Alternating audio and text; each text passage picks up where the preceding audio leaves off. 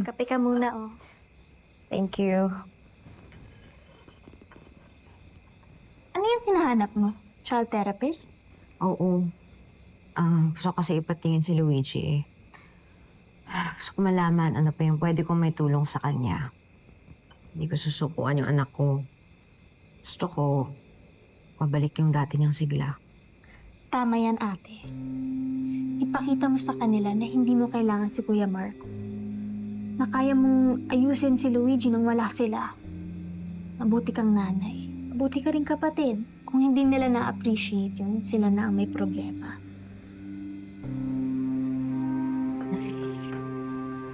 Angel, salamat ah.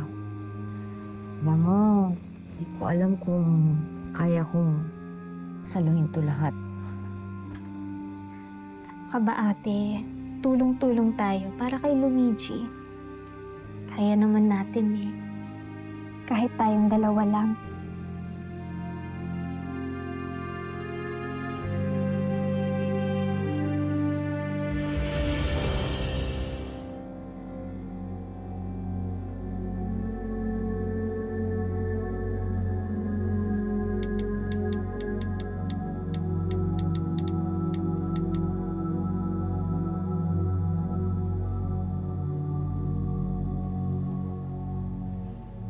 Sir, excuse me. Yes, ma'am.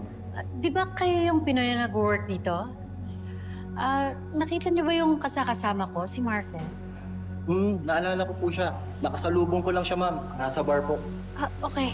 Sige. Thank you. Sige po.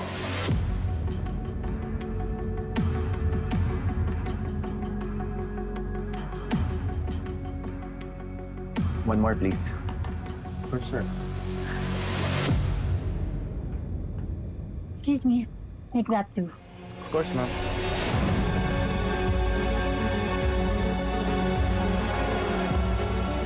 I've been looking for you everywhere. Nandito ka lang pala. Ang aga mong mag-happy hour, ah. I'd like to be alone sana. Bakit naman? Marco, pag may pinagdadaanan ka, always know that you can rely on me. Dito lang ako.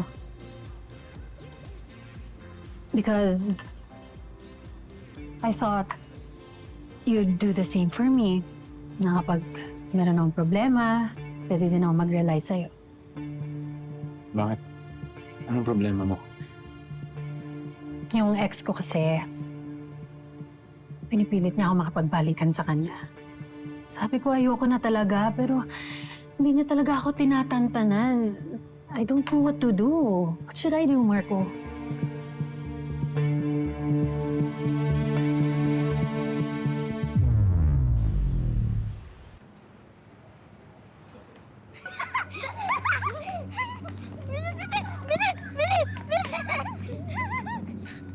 Baby bang may bag! Baby bang saya! Give me my bag! Kani mo! Give me my bag! Akin. Tigilan niyo si Luigi! Nandiyan na pala yung tita mong bad! Tara na! Go! Sinaktan ka ba nila? Ha? Lagi ka ba nilang binubuli? Lagi ka ba nilang sinasaktan? Sana umuwi na si Daddy para wala nang bubuli sa akin. Luigi, hindi mo kailangan yung daddy mo. Andito ako para ipagtanggol ka, ha? Kung sino man umaway sa'yo, pagtatanggol kita.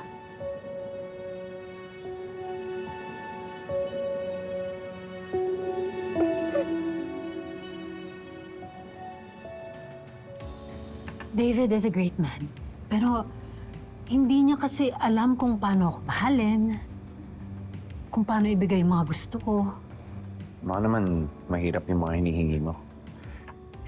Marco, kilala mo ako. Simple lang naman ang gusto ko. Masaya na ako sa quality time. Just like this.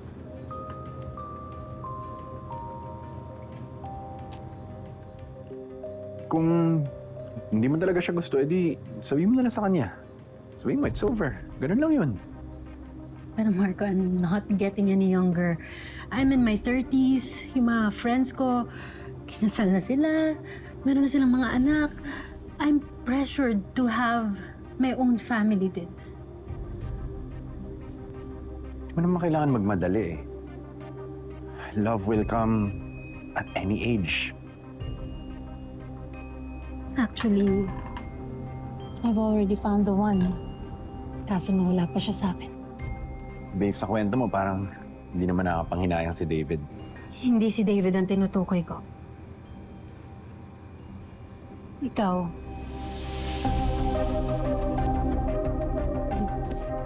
Relax. Alam ko naman kung anong sasabihin mo eh.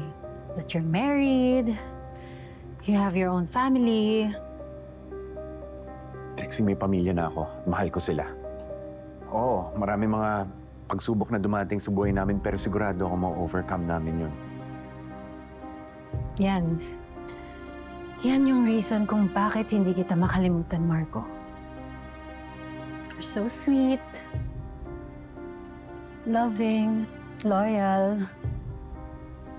Naalala ko pa nung tayo, hatid sundo mo ako nun kasi wala kang tiwala sa ibang tao. Daig ko pa ang princess nun kasi you made me feel so important. You made me feel so loved. Those were the days. Yeah. Those were the days.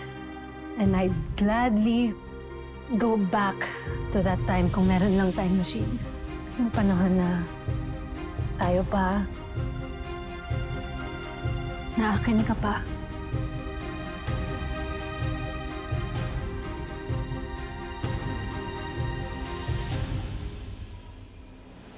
Tita, let's go home na. Gusto ko na umuwi. Tuturuan ko muna ng leksyon yung bully mo. Kaya pala ayaw mo nang pumasok dahil may umaaway sa'yo. Siya rin ba yung kumuha ng homework mo na family tree? Sagot yung batang yun sa akin. Hoy, bata! Yung pala ang plano niyo all along.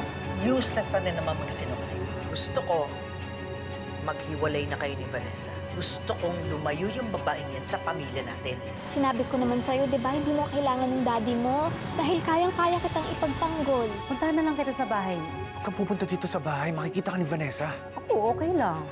Handa akong harapin siya. Napakatanga mo. Sinaktan ka. Niloko ka. Tapos palalampasin mo na lang lahat-lahat? Gusto mong mag-away kami. Oo. Huwag mo siyang titigilan hanggat hindi siya umaamin. Pinili ko dito dahil walang makakita sa akin dito.